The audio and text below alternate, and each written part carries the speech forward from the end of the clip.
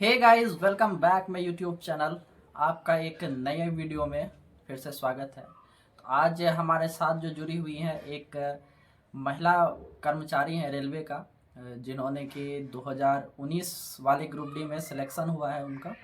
और अभी उनका जो सिलेक्शन है वो जीडीसी के माध्यम से गार्ड और एएलपी दोनों में हो चुका है, लेकिन फाइनल मेरिट अभी बनना एएलपी का बाकी है। गार्ड का पूरा कंप्लीट हो चुका है, बस ज्वाइनिंग का प्रोसेस बचा हुआ है।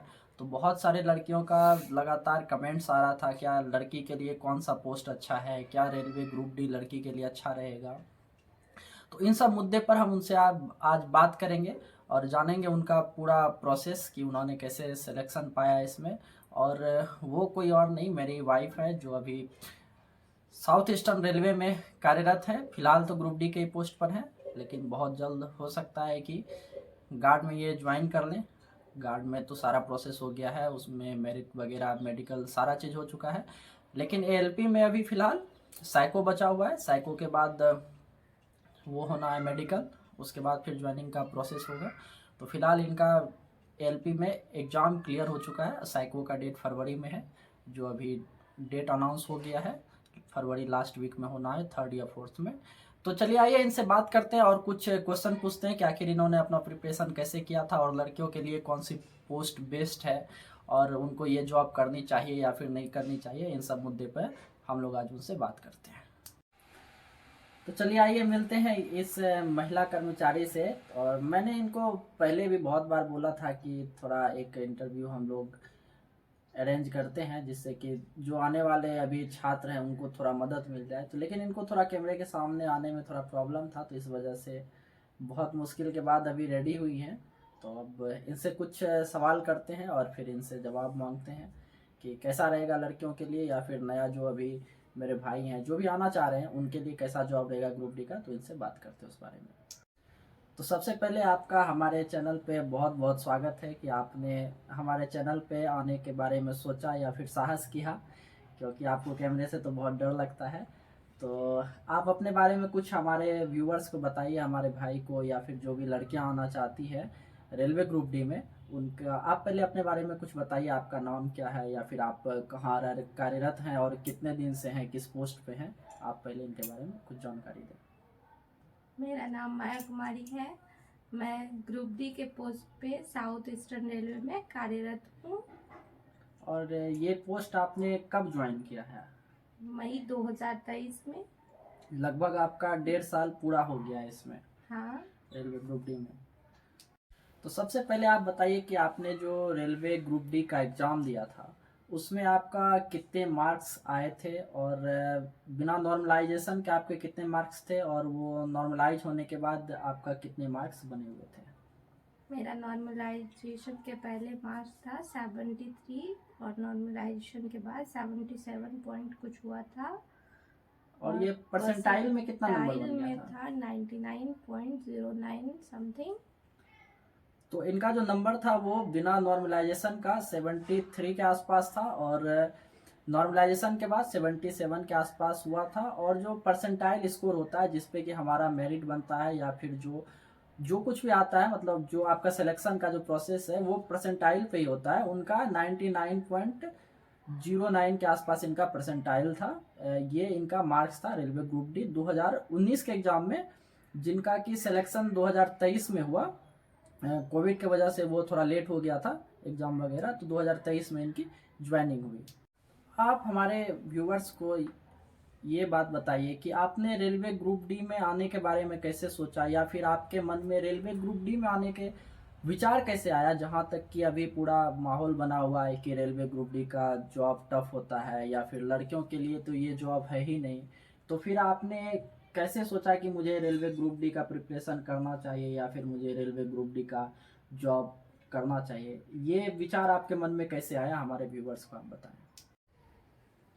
हम एसएससी का पहले तैयारी कर रहे थे, लेकिन उसमें कुछ कंप्लीट नहीं हो पाया। फिर 2018 में ग्रुप डी का फॉर्म आया था, जिसमें फॉर्म भरने के बाद मेरा फॉर्म स्टेटस में रिजेक्ट हो गया था। इस वजह से 2018 का ग्रुप डी का एग्ज़ाम नहीं दे पाए और 2019 में फिर से ग्रुप डी का फॉर्म आया हुआ था। और जिस पे वैकेंसी 1 लाख के करीब थी, तो उसका तैयारी फिर स्टार्ट किए। और कोविड की वजह से 2023 में ये एग्ज़ाम हुआ। और आपको कुछ ज़्यादा टाइम मिल गया इसका प्रिपरेशन के लिए। हाँ, लगातार आपने 3 साल 4 साल आपने रेलवे ग्रुप डी का ही प्रिपरेशन किया। 2018 में आपका सिलेक्शन नहीं हो पाया था, आपका फॉर्म रिजेक्ट हो गया था। हाँ, और फिर उस टाइम एलपी और टेक्नीशियन का भी वैकेंसी आया था, तो उसका एग्ज़ाम आपने दिया था। टेक्नीशियन का फॉर्म फिलअप किए थे, जिसमें मेरा प्री हुआ था, लेकिन मेंस में नहीं हो पाया। तो उस टाइम आपके पास आईटीआई का डिग्री नहीं था या नहीं था? था, उस टाइम आईटीआई का डिग्री नहीं था मेरे पास। तो आपने टेक्नीशियन के लिए फॉर्म फिलअप किया था 2018 हाँ, में, और आपका रेलवे ग्रुप डी का जो फॉर्म है वो रिजेक्ट हो गया था। रिजेक्ट हो गया। तो आपने 19 में फिर से रेलवे ग्रुप डी का फॉर्म डाला, और फिर आपको पर्याप्त टाइम मिल गया इसके प्रिपरेशन के लिए। तो आपका सिलेक्शन 2023 में जो एग्ज़ाम हुआ उसमें आपका हो गया। 2019 वाला ही वैकेंसी 2022 में एग्ज़ाम हुआ था। 2022 में एग्ज़ाम हुआ था, और 23 में आपका फाइनल सिलेक्शन हो गया। देखिए, यही बात मैं आप लोगों को बार बार बताता हूँ। ये थोड़ा कैमरा के सामने इनको थोड़ा प्रॉब्लम हो रहा है, और फर्स्ट टाइम इसी वजह से ये पूरा डिटेल नहीं बता पा रही हैं कि रेलवे ग्रुप डी का जो सिलेबस है वो बहुत ज़्यादा लंबा चौड़ा नहीं है, और इसमें 10th स्टैंडर्ड का ही क्वेश्चन पूछा जाता है। तो सिलेबस ऑटोमेटिक जो है वो छोटा हो जाता है। और अगर आप इसमें 6 महीने, साल भर या 2 साल आप टाइम दे देते हैं तो आपका प्रिपरेशन बहुत ज़्यादा अच्छा हो जाता है। ऐसा नहीं है कि जीके जो होता है उसका जो लेंथ होता है वो बहुत बड़ा होता है, लेकिन अगर साइंस, मैथ्स और रीजनिंग की बात आती है 10th स्टैंडर्ड तक का, तो वो सिलेबस थोड़ा छोटा हो जाता है, और आपके लिए जो वो सिलेक्शन लेना है ना वो थोड़ा आसान हो जाता है दूसरे वैकेंसीज की अपेक्षा, क्योंकि साइंस का जो वो लिमिट है वो लिमिट तक ही रहता है, और जीके का कोई लिमिटेशन नहीं रहता, वो बहुत बड़ा रहता है। उसमें आप कितना भी कवर कीजिए तो आपको कम ही लगते जाएगा।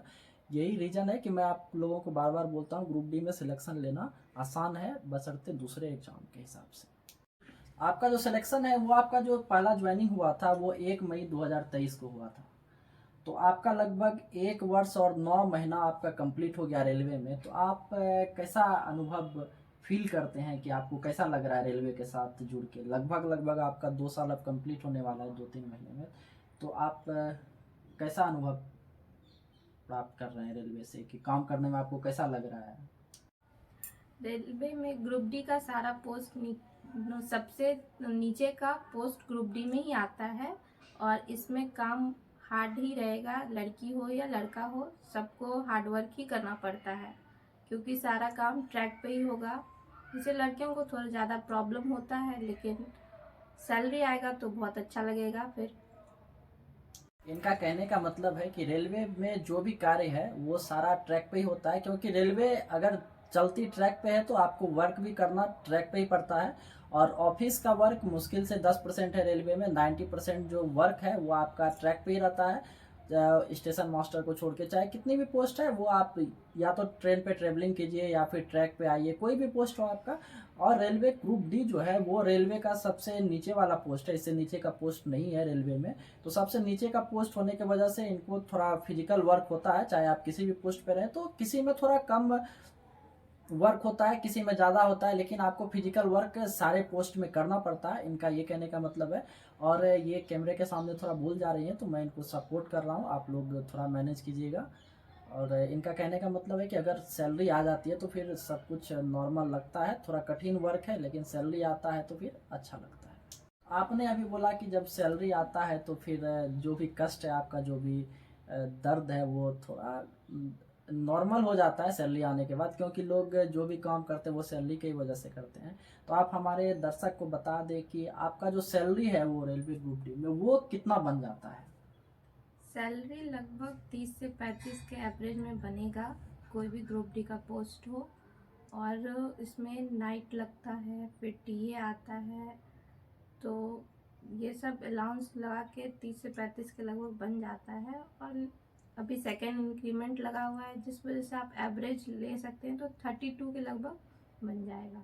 इनका अभी लगभग 1 वर्ष 9 महीने हो गया है। तो इनका सेकेंड जो इंक्रीमेंट है, आपको पता है सालाना जो इंक्रीमेंट लगता है 3% का, वो लगा है जनवरी मंथ में। इस वजह से इनका सैलरी जो है वो 32,000 के आसपास बन जाता है। और आपको भी पता है कि रेलवे में जो जॉब सैलरी है वो थोड़ा ऊपर नीचे होता रहता है।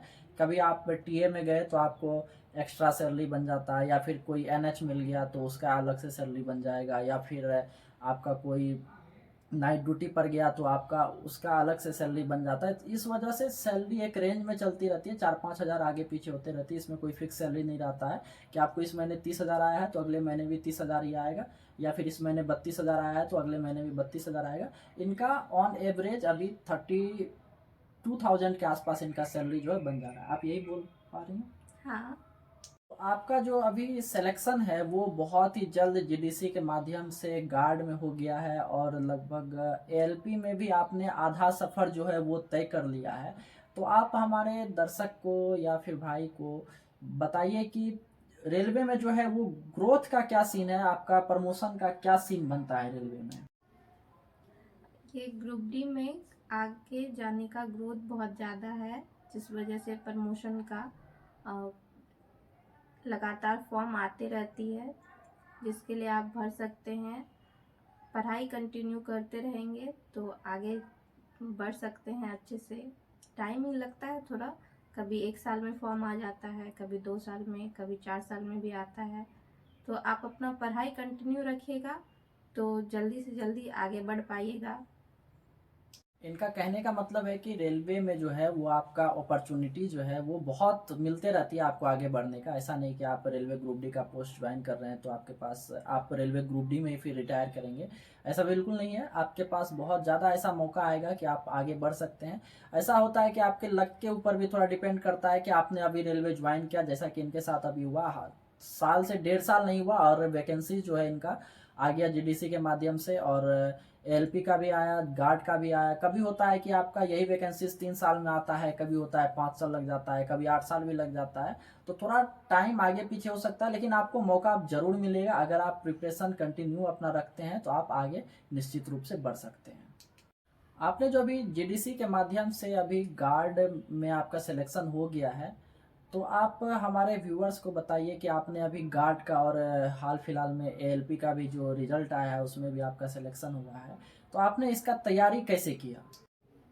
जीडीसी के थ्रू जो आगे बढ़ने का चांस मिलता है वो ओपन कैटेगरी के का जो सिलेबस रहता है वही जीडीसी के थ्रू भी जाने पे सिलेबस रहता है। तो पहले से अच्छा था, और जब फॉर्म अप्लाई किए, डेट आया तो और भी अच्छा करने का कोशिश किए, जिस वजह से सिलेक्शन हो पाया।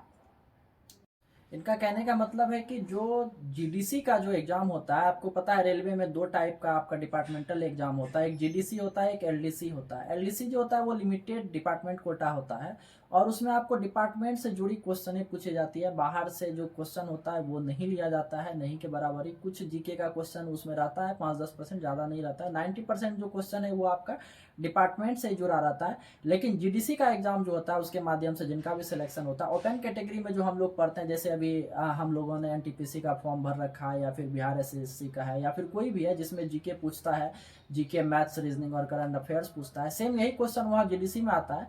तो इनका कहने का मतलब था कि इनका प्रिपरेशन पहले से ही था, क्योंकि अभी इनका ज़्यादा दिन हुआ नहीं है रेलवे में आया हुआ। लगभग 2 साल आप बोल सकते हैं कि पूरा होने वाला है, 2 साल अभी कंप्लीट पूरा नहीं हुआ है। और उस टाइम इनका फॉर्म आ गया जीडीसी का, तो लगा कि इससे अच्छा मौका नहीं हो सकता है रेलवे ग्रुप डी से निकलने का। तो इन्होंने और ज़्यादा प्रिपरेशन किया अपना, और फिर इनका सिलेक्शन जीडीसी के माध्यम से गार्ड और एएलपी में भी अभी तक हुआ है। ये तो आपने बताया कि अगर कोई रेलवे ज्वाइन कर लेता है तो जीडीसी के माध्यम से कैसे कोई सिलेक्शन ले सकता है और फिर आगे बढ़ सकता है। लेकिन आपने जो रेलवे ग्रुप डी का प्रिपरेशन किया था वो कैसे किया था, और फिर आपने कौन सा बुक पढ़ी थी, और कितने दिन आपने तैयारी की, और कितने घंटे डेली पढ़ते थे, ये थोड़े हमारे व्यूवर्स को आप बताएं। पहले हम एसएससी का तैयारी कर रहे थे, और फिर जब फॉर्म अप्लाई किए उसके बाद फिर ग्रुप डी का पहले सिलेबस ग्रुप डी का सिलेबस पहले देखा मैंने। उसके बाद उस पूरा सिलेबस कंप्लीट किया।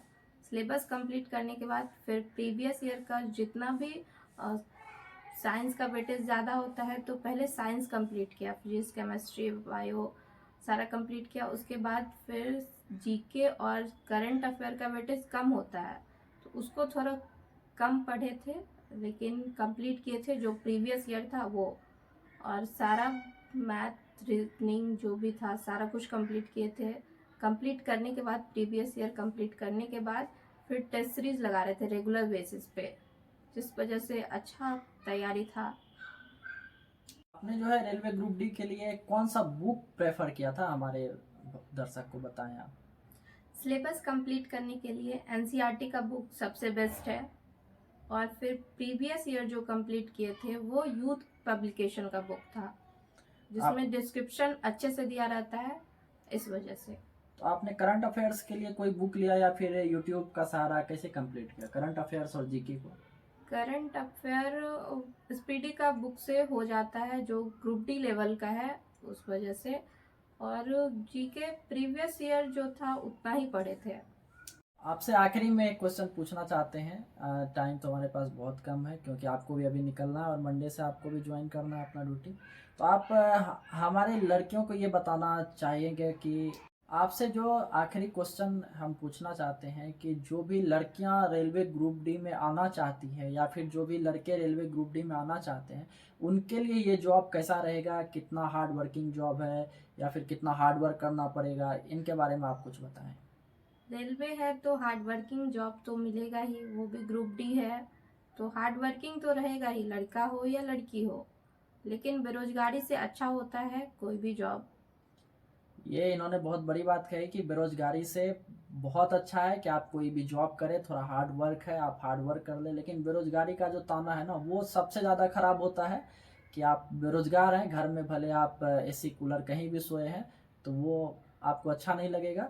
हाँ, आप थोड़ा हार्ड वर्क करके अगर 10 रुपया का कहीं से उपार्जन कर पा रहे हैं किसी जॉब के माध्यम से, उसमें भी सरकारी नौकरी में, तो वो आपके लिए बहुत अच्छा होगा।